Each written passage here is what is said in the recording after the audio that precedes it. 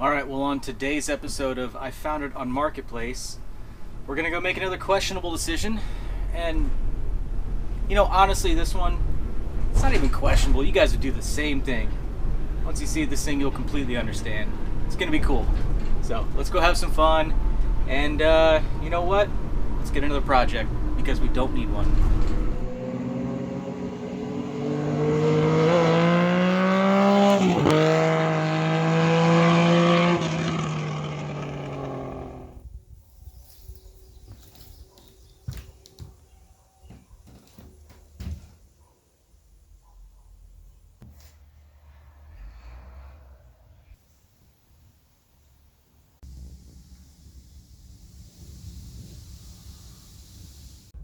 Going off-roading. Yeah, I told you guys, you would do the same thing. Just look at it, you know? Cool freaking bike.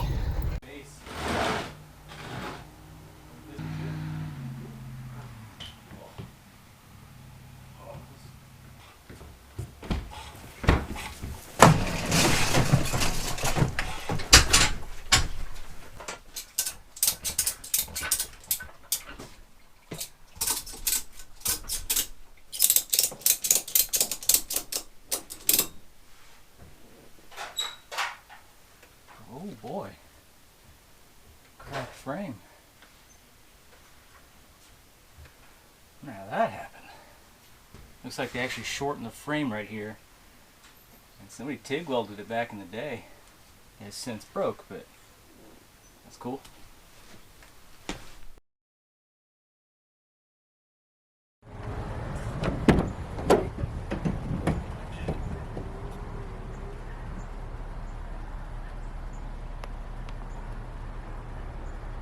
Guys, I'm so excited about this one. Oh my gosh. A period CB750 in chopper style, modified, stock Honda HM341s in good shape. Got the 16-inch wheel conversion. Let's get this thing out of the van.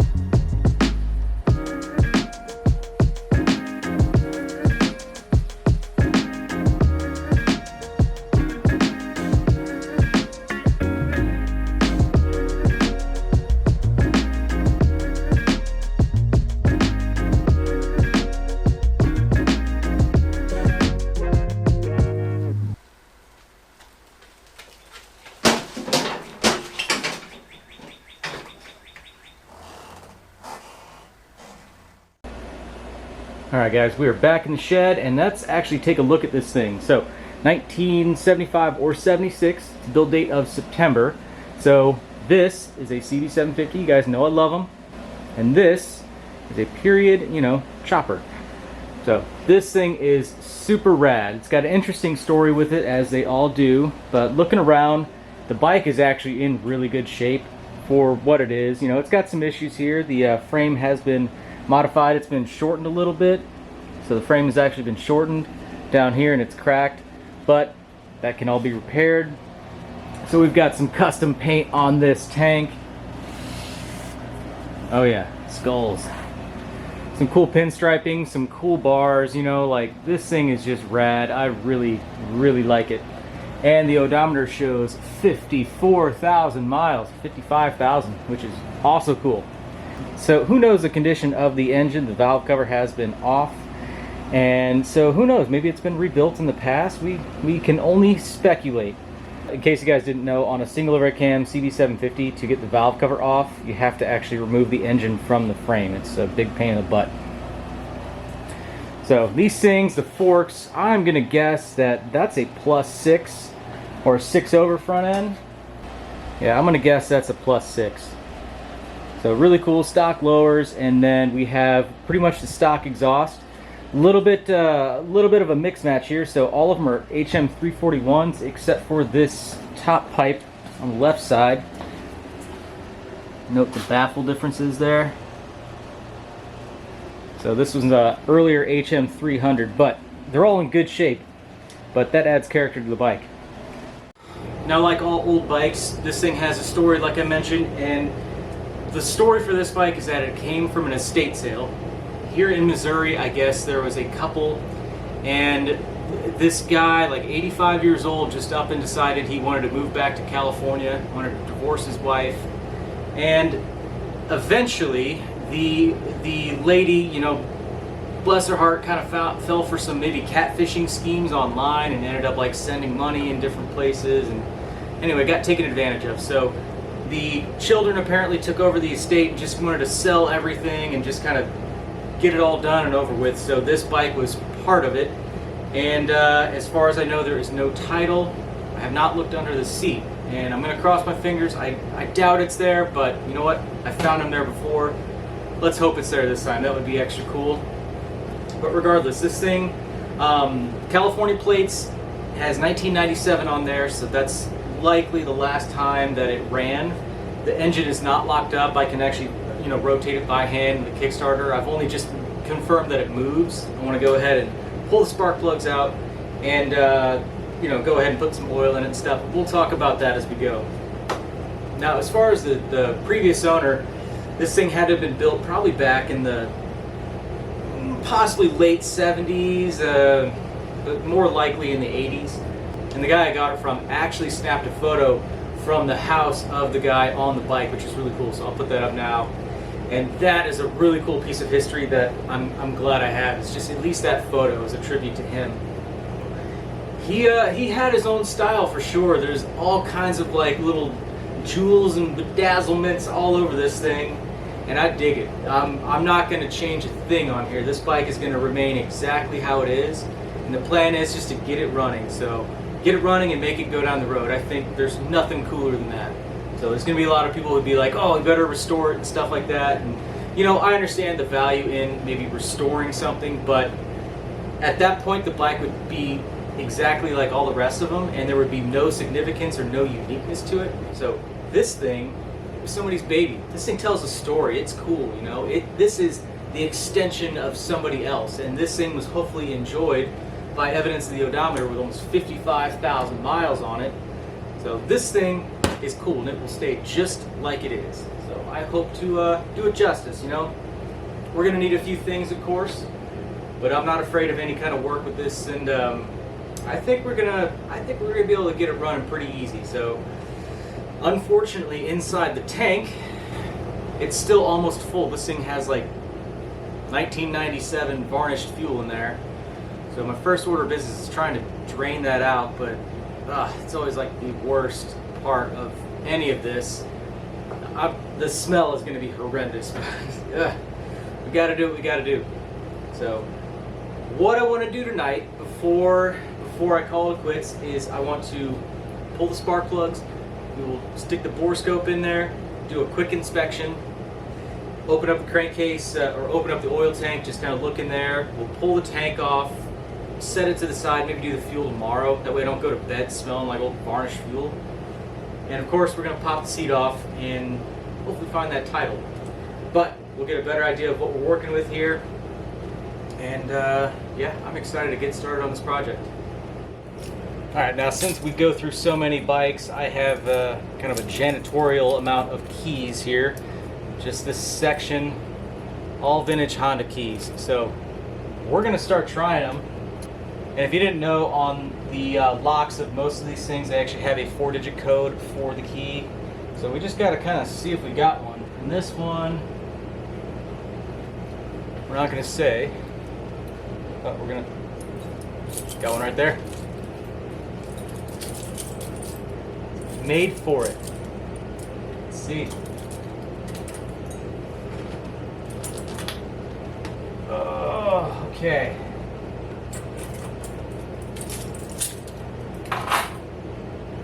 Okay.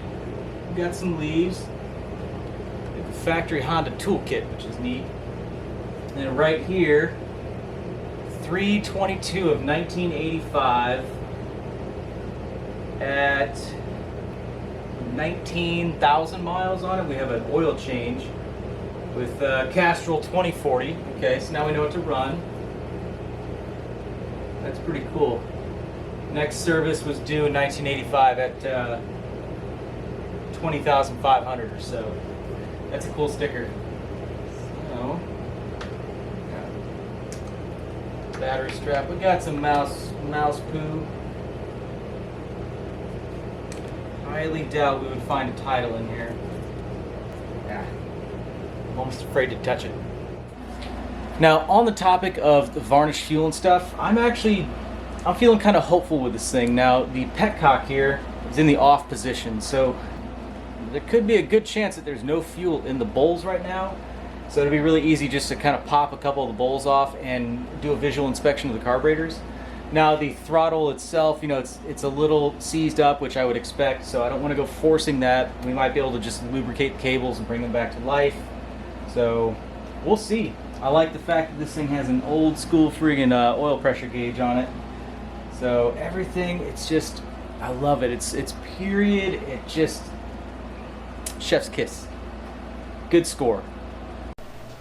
Okay, first order of business is going to be getting this tank off. Now, these things, these old fuel lines, what you don't want to do is pull down from the actual petcock. Now, these things have just a brass insert and they're pressed in. It's very easy just to pull them out on accident. Now, you can retap them, that's fine, but to eliminate that issue from happening, go ahead and just cut these fuel lines and just be extra careful because you're going to end up replacing the lines anyway. Ugh. Tough right there.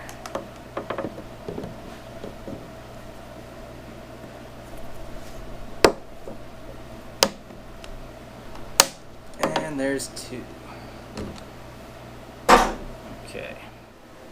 So the tank rubber back here, pretty torn. We'll be careful, but I'm not confident that we can keep this thing from breaking, even if we were to put heat on it. I have another one too.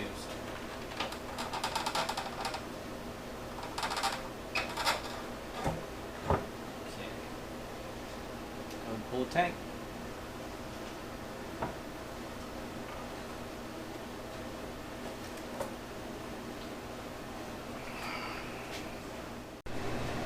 Hopefully you guys can see this. Bruce. Let's see. 10/25 of 99. That's really new. Or that's 79. Yeah, 79, because that's 6 of 80. Okay. That dates the build to, call it 1979. That's cool. Dig it. Let's keep digging.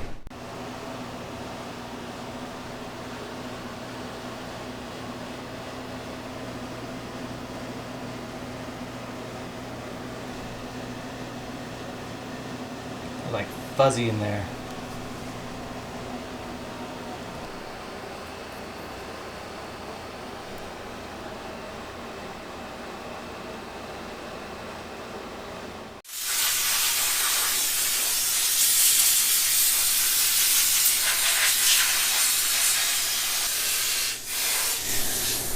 That should be doing this outside.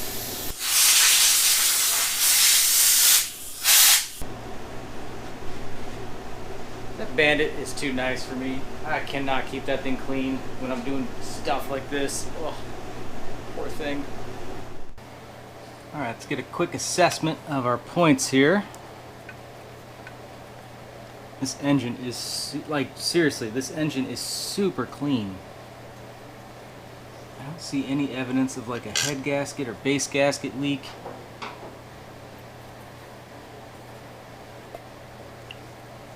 Look how clean that is.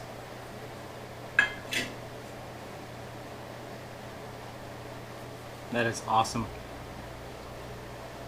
The point surface is like fresh. I'm not even going to touch them. I can almost promise this thing is perfectly set in spec. Not even going to touch them. I will put a little bit of oil on them and stuff. But beyond that, full confidence. So while I'm going to show as much as I can here, if you want to see more, I highly recommend the playlist on my blue CB750, as I show a lot of detail on bringing that bike back to life, as well as having 2 videos on reviving an orange CB750 that are really in-depth as well. So definitely check those out. I'll have them in the description. Alright, just got the plugs out. And they all look identical. A little bit of carbon on them. But not bad at all. So combined with the visual inspection or the visual condition of the points, again, I'm thinking this is a really strong running bike. So as of now, I have my bore scope. We're going to go ahead and get some footage on the inside and see kind of see what we can see in here. All right, let's go ahead and get an idea of what our valve train looks like here.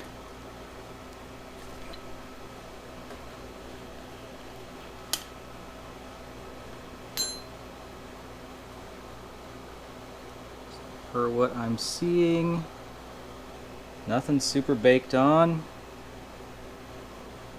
We still have oil just like clinging everywhere in here.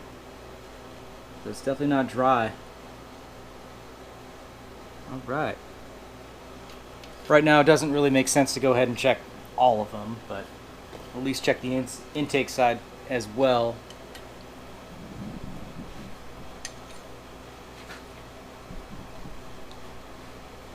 So nice. These things are the correct amount of tight. Sometimes you gotta fight them and fight them and fight them to get these things.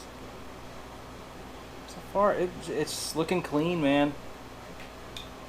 I just want to fire this thing up. Alright, one of the big questions we're gonna have is the condition of the carbs. So I believe that we're going to find good things.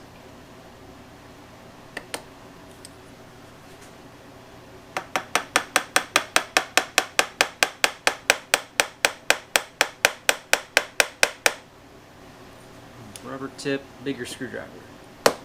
There we go.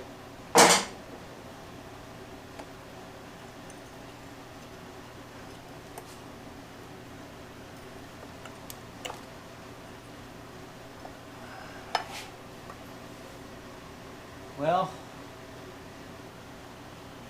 let me get the other camera and I'll show you guys what we're looking at.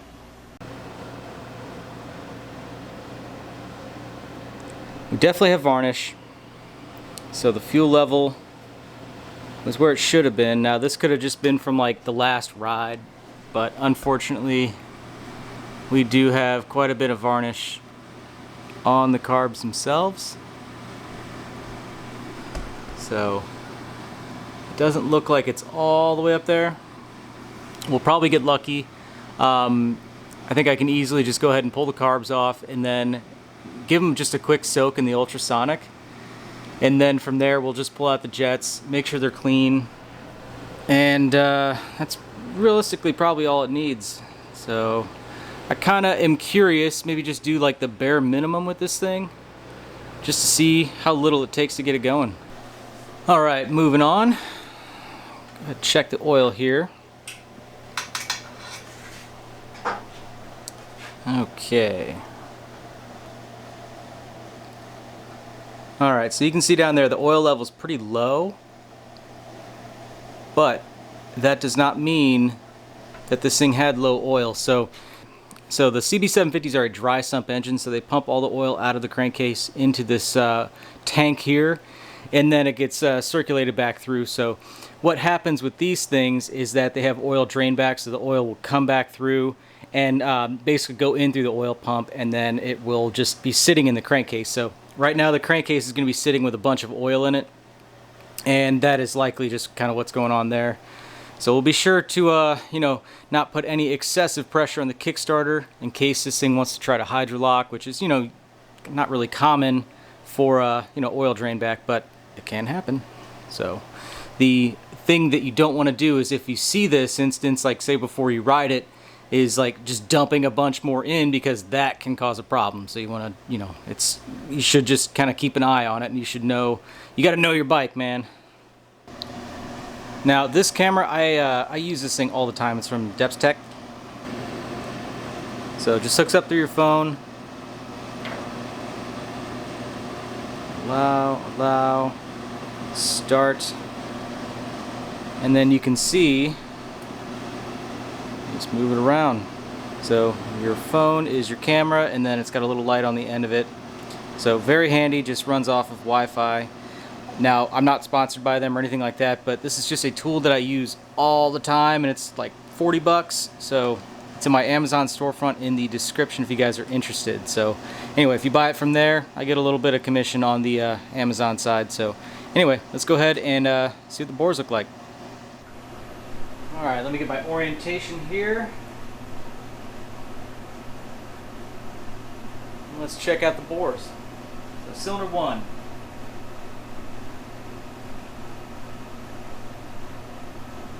Super clean. Got some carbon buildup on the pistons.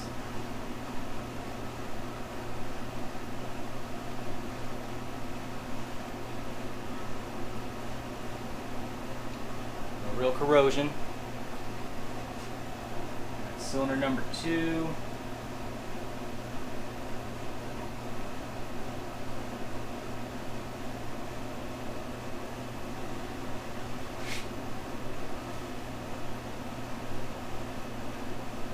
So cylinder 2, it's looking alright. A little bit harder to tell. You have like a glaze on it. And then that spot down in the bottom right, I think that's just reflection off of some of the carbon, but there's definitely a buildup on that.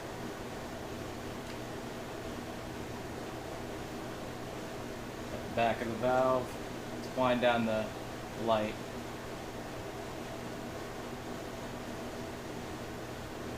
Not bad. Cylinder number 3. Yeah.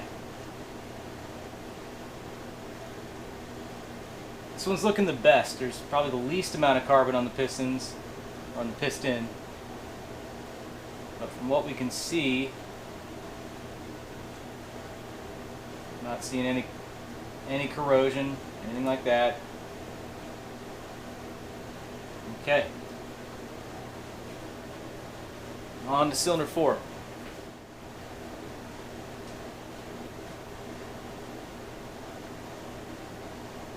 Okay. Pretty good as well.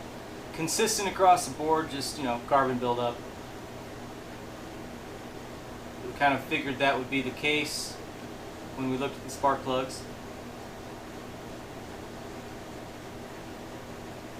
Very cool. So I'm just going to go ahead and try to get some oil into the cylinders. And we'll try to rotate it by hand. It would help if I had oil in this.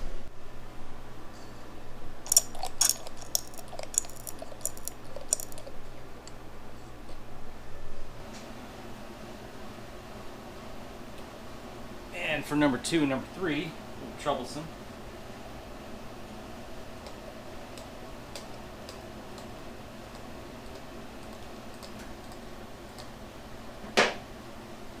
Alright.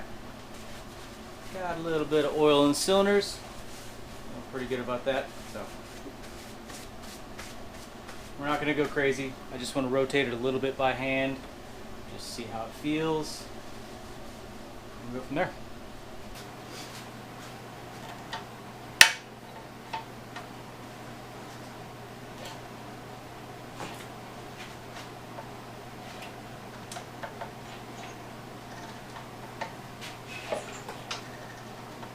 Trying not to go too fast. I don't want to shoot all of that oil out. You guys haven't seen that Benelli video. We made a big mess.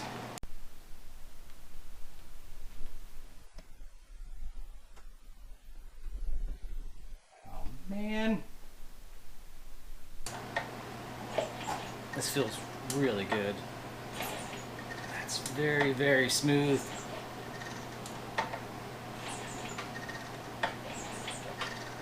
Very smooth and just getting smoother.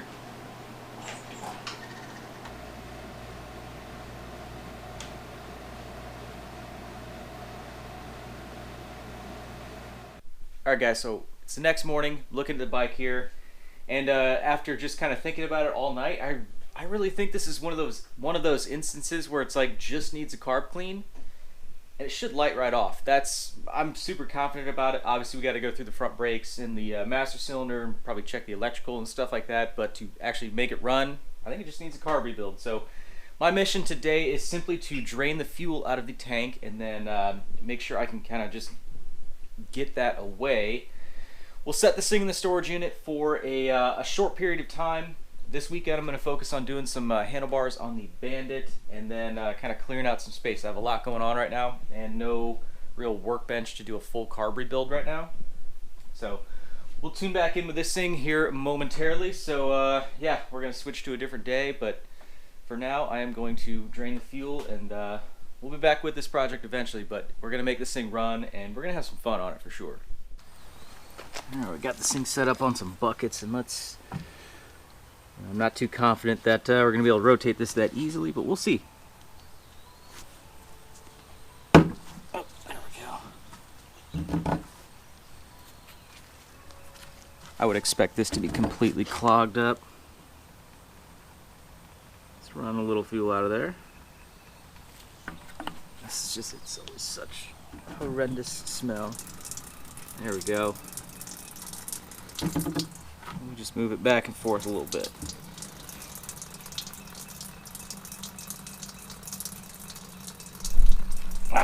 Varnish fuel is seriously, it's the worst, but you know, we'll do something with it. Yeah, so here's a question. Put in the comments if you guys have a specific way of disposing of varnished fuel. What I normally do is I sit in these buckets. You'll notice they're kind of always outside my garage and I let them just kind of naturally evaporate. And that's kind of the best idea I have right now. I don't want to put that stuff in my mower, and right now I have somebody else doing the lawn on occasion, I guess. But yeah, I don't really have any small equipment that I normally burn it in, so I don't really feel like putting it in a pan and lighting it on fire. I don't know. How do you guys dispose of it?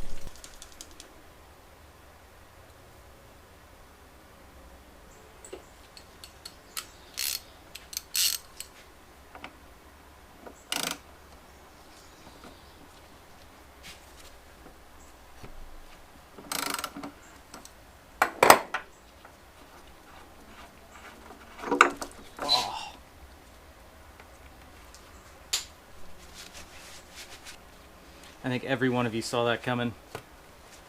My mind is elsewhere today.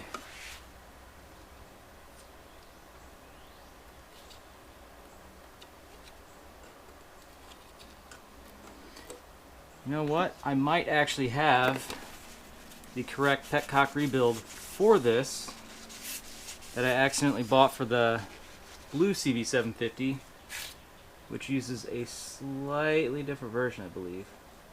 Maybe, maybe not. I don't know.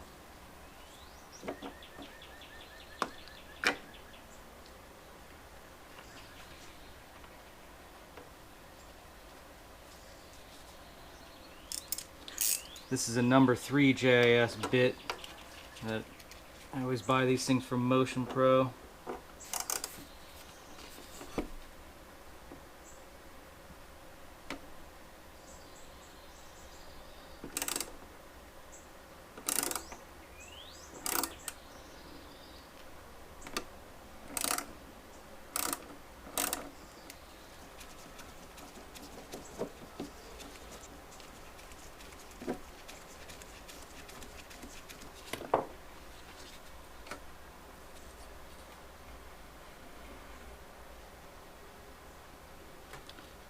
gunky. Alright, we get the rest of the fuel out that way.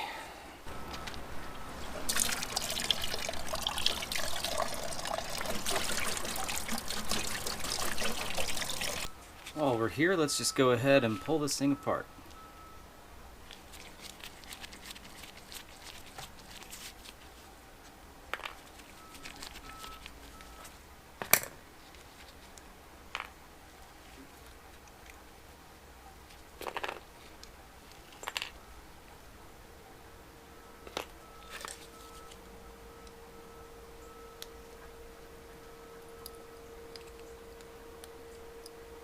So we could see that the O-ring was actually sealing.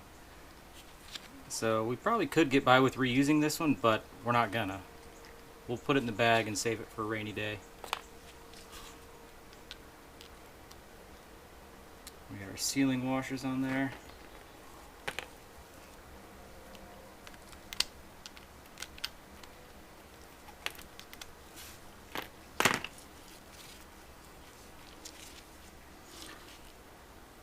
We'll run this to the ultrasonic and then try to get these off. I don't even want to try to cut them because you go through it and then you can put a nick in the actual brass. Okay, I have this thing about as drained as I can possibly get it. So I'm going to toss a little bit of water in here, maybe dislodge some stuff.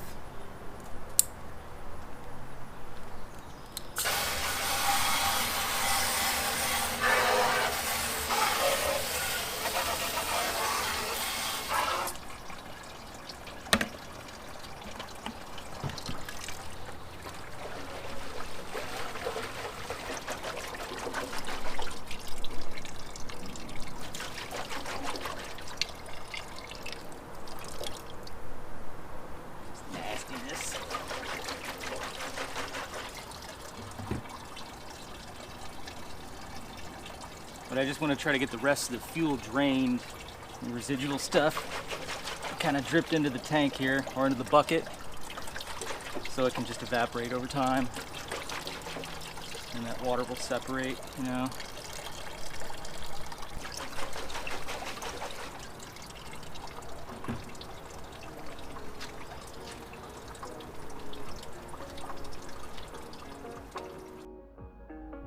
Hey everyone, I really appreciate you guys watching this far, and if you could, please stick around just for a couple more minutes as I have a few things to say. For this bike, this is where I kind of put it to the side because I had to shift my focus to outfitting the new workspace that I have. I've made videos on the whole kind of start to finish process of me getting into the new location, but it's pretty bittersweet because this is the last series of clips that I have of working in my old shop, so it's pretty cool to see. But I'm very excited about this bike. You are definitely going to be seeing it here very soon. I'm probably a couple days away from having it running, and I've got a lot of footage, so hopefully we'll get caught up on it really quick, and we'll have a lot of fun with the bike. I'm super excited with it.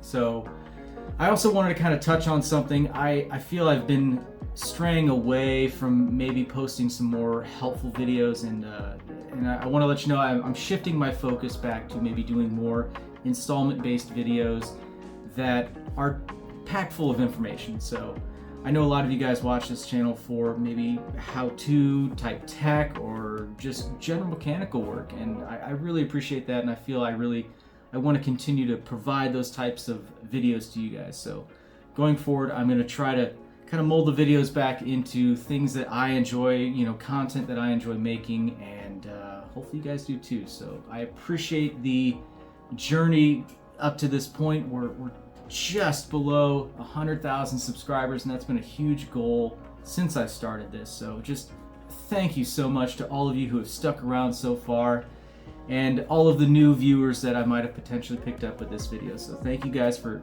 tagging along. I hope you guys enjoy what you see.